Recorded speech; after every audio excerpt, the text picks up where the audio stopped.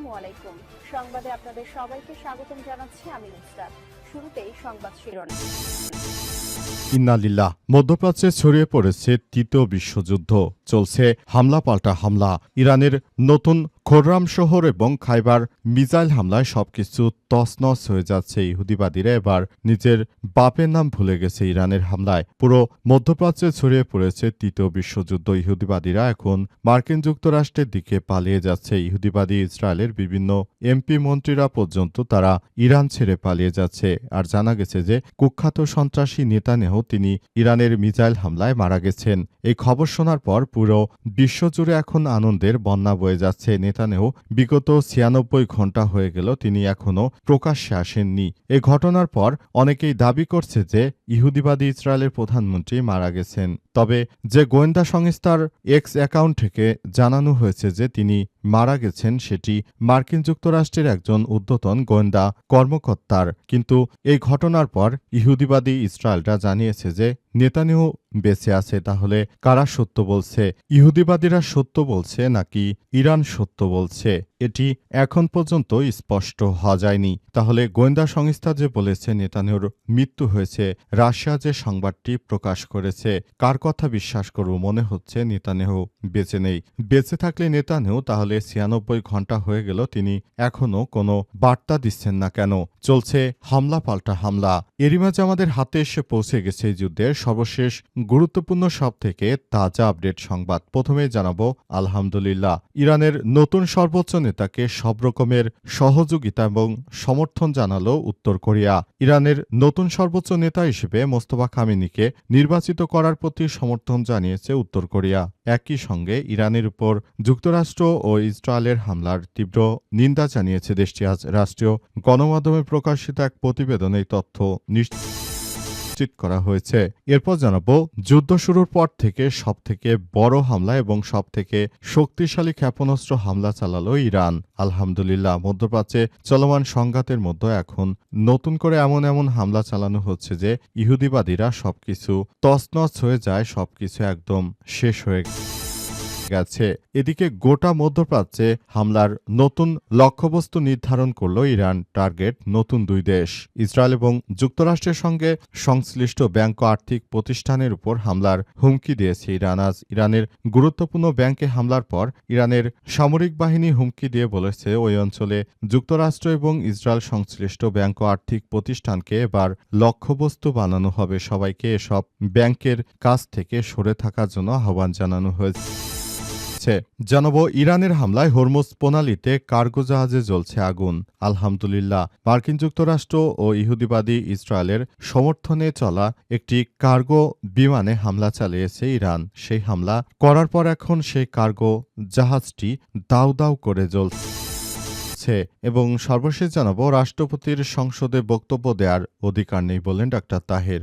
রাষ্ট্রপতি মোহাম্মদ শাহাবুদ্দিন ফ্যাসিস্টদের দোসর, তার সংসদে কোনরূপ বক্তব্য দেওয়ার কোনো ধরনের যোগ্যতা নেই বলে জানিয়েছেন তিনি। প্রিয় দর্শক, এতক্ষণ শুনছিলেন সংবাদ শিরোনাম, এবারে বিস্তারিত। তবে তার আগে বন্ধুরা অনুরোধ থাকবে এই সংবাদটিতে একটি লাইক দিন। এই চ্যানেলে আপনি নতুন হয়ে থাকলে আমাদের সংবাদটি দেখতে দেখতে চ্যানেলটি সাবস্ক্রাইব করে রাখুন। কমেন্ট করে বন্ধুরা আপনার মূল্যবান মতামত জানিয়ে দিন আপনি বিশ্বের কোন দেশ থেকে বা বাংলাদেশের কোন স্থান থেকে আমাদের সংবাদটি দেখছেন এবং শুনছেন। আর বন্ধুরা, সংবাদটি আপনার সোশ্যাল মিডিয়া ফেসবুকে শেয়ার করে বন্ধুদেরও দেখার সুযোগ করে দিন। আর গাজা যুদ্ধে আপনি যদি নিরীহ ফিলিস্তিনিদের ভালোবেসে থাকেন, কমেন্টে ইয়েস লিখে পুরো বিশ্বকে জানিয়ে দিন। এবারে বিস্তারিত। ইরানের সর্বোচ্চ ধর্মীয় নেতাকে সমর্থন জানালো উত্তর কোরিয়ার কিম জং উন। ইরানের নতুন সর্বোচ্চ নেতা হিসেবে মোস্তফা খামেনিকে নির্বাচিত করার প্রতি সমর্থন জানিয়েছে উত্তর কোরিয়ার প্রেসিডেন্ট কিম জং উন। একই সঙ্গে ইরানের উপর যুক্তরাষ্ট্র ও ইহুদিবাদী ইসরায়েলের হামলার তীব্র নিন্দা জানিয়েছে দেশটি। আজ রাষ্ট্রীয় গণমাধ্যমে প্রকাশিত এক প্রতিবেদনে তথ্য জানানো হয়েছে। পিয়ংইয়ং আরও বলেছে যে ইরানের সর্বোচ্চ ধর্মীয় পরিষদ অ্যাসেম্বলি অব এক্সপার্ট যে সিদ্ধান্ত নিয়ে মোস্তফা খামেনিকে সর্বোচ্চ নেতা হিসেবে নির্বাচিত করেছে সেটিকে তারা সম্মান করে গত ৮ই মার্চ তাকে নতুন নেতা হিসেবে ঘোষণা করা হয়। এর আগে ২৮শে ফেব্রুয়ারি যুক্তরাষ্ট্র ও ইসরায়েলের হামলায় তার বাবা এবং দীর্ঘদিনের সর্বোচ্চ নেতা আলী খামেনি নিহত হন। উত্তর কোরিয়ার পররাষ্ট্র মন্ত্রণালয়ের এক মুখপাত্রের বক্তব্যে উদ্ধৃত করে রাষ্ট্রীয় বার্তা সংস্থা Korean central news agency KCNA জানিয়েছে যে ইরানের ইসলামী বিপ্লবের নতুন নেতা নির্বাচনের বিষয়ে বিশেষজ্ঞ পরিষদের সাম্প্রতিক ঘোষণার প্রেক্ষিতে আমরা ইরানি জনগণের তাদের সর্বোচ্চ নেতা নির্বাচনের অধিকার ও সিদ্ধান্তকে সম্মান জানাই। একই সঙ্গে তিনি এমন কথা জানিয়েছেন যে সবকিছু আসলে ইহুদিবাদী জায়নবাদীরা যে কার্যক্রম হাতে নিয়েছে সেটিকে আমরা কখনোই সমর্থন করি না। পিয়ংইয়ং আরও জানিয়েছে যে আমরা নতুন করে ইরানের সঙ্গে সম্পর্ক গড়তে চাই। ইরান যদি আমাদেরকে তাদের বন্ধু হিসেবে গ্রহণ করে আমরা ইরানের সঙ্গে তাদের বন্ধু হিসেবে থাকতে চাই বলে জানিয়েছে পিয়ংইয়ং। বর্তমান কন্ডিশনের মধ্য দিয়ে আসলে নতুন করে উত্তর কোরিয়ার এই প্রেসিডেন্ট ক্ষমতা দখলের পর থেকেই তিনি ইরানের সঙ্গে একটি ভ্রাতৃত্বপূর্ণ সম্পর্ক গড়ে রেখেছেন এবং এই সম্পর্ক মূলত যুদ্ধ শুরুর পর থেকে সবথেকে ভয়াবহ ক্ষেপণাস্ত্র হামলা চালালো ইরান। আলহামদুলিল্লাহ, মধ্যপ্রাচ্যে যে কয়দিন ধরে হামলা চালানো হয়েছে তার ভিতরে সবথেকে বড় হামলা চালিয়েছে ইরান। আজ ইরানের রাষ্ট্রীয় সংবাদ সংস্থা তাসনিম নিউজের বরাত দিয়ে সব তথ্য জানানো হয়েছে। সেখানে খাইবার ক্ষেপণাস্ত্র দিয়ে গুরুতরভাবে আঘাত করা হয়েছে নেতানিয়াহুর বাড়িতে। এতে নেতানিয়াহুর অবস্থা খুবই শোচনীয় পর্যায়ে চলে এসেছে বলে জানা গেছে।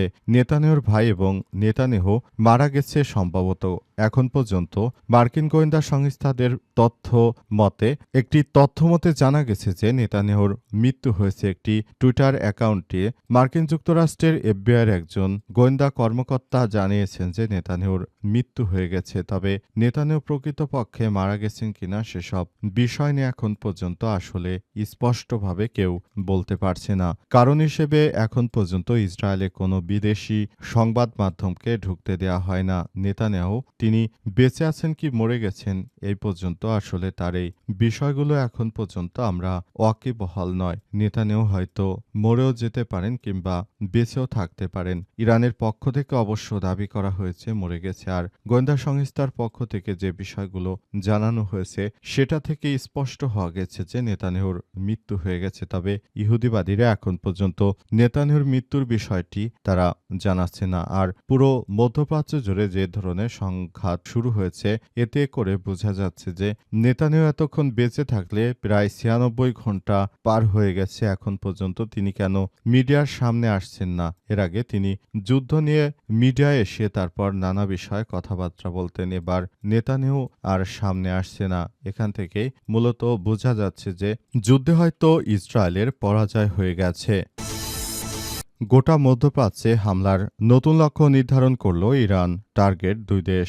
ইসরায়েল ও যুক্তরাষ্ট্রের সঙ্গে সংশ্লিষ্ট ব্যাংক আর্থিক প্রতিষ্ঠানের উপর হামলার হুমকি দিয়েছে ইরান। আজ ইরানের গুরুত্বপূর্ণ ব্যাংকে হামলার পর ইরানের সামরিক বাহিনী হুমকি দিয়েছে। ওই অঞ্চলে যুক্তরাষ্ট্র ও ইসরায়েল সংশ্লিষ্ট ব্যাংক ও আর্থিক প্রতিষ্ঠানকে এবার লক্ষ্যবস্তুতে পরিণত করেছে ইরান। খবর বিবিসির। ইরানের খাতাম আল আনবিয়া যৌথ কমান্ডের মুখপাত্র ইব্রাহিম জুলফিকার বলেছেন, ইরান এই অঞ্চলে যুক্তরাষ্ট্র ও ইসরায়েলের সঙ্গে সংশ্লিষ্ট অর্থনৈতিক এবং ব্যাংকিং স্বার্থে হামলা চালাবে। তিনি বলেন, ব্যর্থ অভিযানের পর সন্ত্রাসী মার্কিন সেনাবাহিনী এবং নিষ্ঠুর ইহুদিবাদী ইসরায়েলকে ইরানের একাধিক ব্যাংকে লক্ষ্যবস্তু করেছে।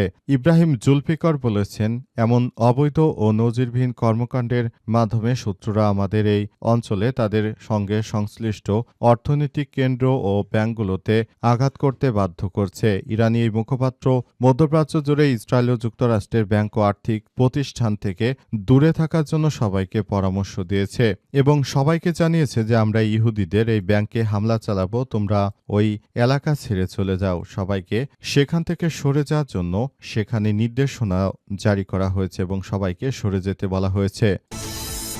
ইরানের হামলায় হরমুজ প্রণালীতে কার্গো জাহাজে জ্বলছে আগুন। গোটা মধ্যপ্রাচ্য জুড়ে ছড়িয়ে পড়েছে উত্তেজনা। যুদ্ধ এতটাই ব্যাপক আকার ধারণ করেছে যে পুরো মধ্যপ্রাচ্য জুড়ে বড় ধরনের এই সংঘাত ছড়িয়ে পড়েছে। এতে ব্যাপক ক্ষয়ক্ষতির আশঙ্কা করা হচ্ছে। পুরো মধ্যপ্রাচ্য জুড়ে যে যুদ্ধ পরিস্থিতি ছড়িয়ে দিয়েছে, এই অবস্থায় আসলে সবকিছু তছনছ হয়ে যাচ্ছে।